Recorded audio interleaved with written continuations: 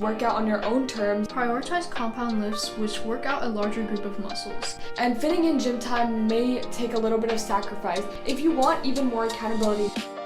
Hi, this is staff writer Riya Suresh. And I'm photography editor Rachel Chio. Welcome to episode 1 of our 2-part series where we will be helping aspiring lifters meet their goals in the gym.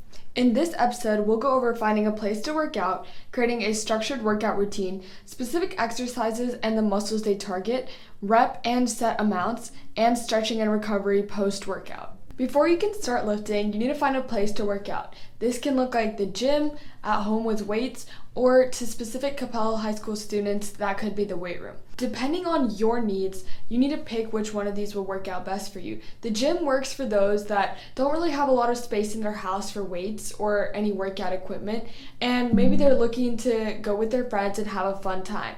If you have a lot of space at home and you have the budget to start an at-home gym, that's a great option because it allows you to work out on your own terms with very little reliance on commute or other people. And if you have access to the school weight room and you can go there because you compete in any sports, that's also a great option because it's free and it has a ton of equipment that's ready to use. When looking at gyms specifically, there are 3 main options that we see in Capella: Club for Fitness, The Core, and Planet Fitness. At Club for Fitness, there's a wide variety of weights and machines, and their basic plan starts at $10 per month with an annual fee on top of that.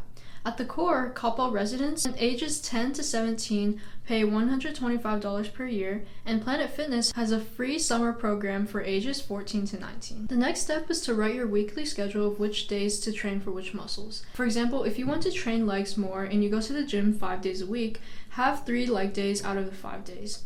If you want a more balanced approach, you can do 1 lower body day, 1 upper body, 1 day for abs, 1 day for cardio, and another for full body. Be sure to incorporate recovery days without heavy lifting to allow your muscles to recover. This can look like stretching, yoga, light lifting, or going walking. In order to make a schedule that works efficiently for you, it's important to maintain consistency and accountability, and this looks like factoring in work, school, and other responsibilities. If you start going too strong off the get-go and you say you want to go to the gym at 5 a.m. every day of the week, that's a likely very unrealistic target for the vast majority of people. It's important to look at what days you may have homework or extracurricular activities, and fitting in gym time may take a little bit of sacrifice. If you want even more accountability in this process, you can ask a friend or a family member to join you in your journey. And if you're starting off at similar levels, this can be great because you guys can share a very similar workout routine and work towards the same goals. Moving on to specifics, prioritize compound lifts which work out a larger group of muscles. Squats target quads, glutes, hamstrings, and abductors. Bench targets chest, shoulder, triceps, and then deadlift targets glutes, hamstrings, and back. You can supplement these compound exercises with specialized lifts that target your weaker muscles. To target quads, you can do Bulgarian split squats. To target hamstrings, you can do Romanian deadlifts, also known as RDLs. For glutes, you can do barbell hip thrust. To hit chest, you can do incline dumbbell press, and for shoulders, you can do lat raises. For back, you can do lat pull downs or pull-ups depending on your difficulty level, and for biceps, you can do barbell curls. For these exercises, you can typically start with 12 to 15 reps with lighter weight to master your form.